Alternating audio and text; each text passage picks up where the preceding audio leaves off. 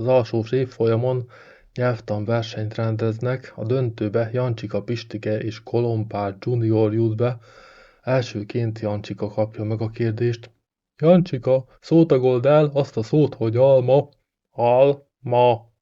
A következő kérdést Pistike kapja. Pistike, szótagold el azt a szót, hogy körte. Körte. Az utolsó kérdést Junior kapja. Na, Junior, szótagold el azt, hogy diszkrimináció. A rendőr megállít két cigányt, akik biciklit tolnak egy nagy zsákkal a csomagtartón. Mondja, hát mi van a zsákban? Homok, kérem alásan. Megnézi, tényleg homok. Mehettek. Cigányok elmennek, majd megszólal az egyik. Hát látod, Gazi, így kell biciklit lopni.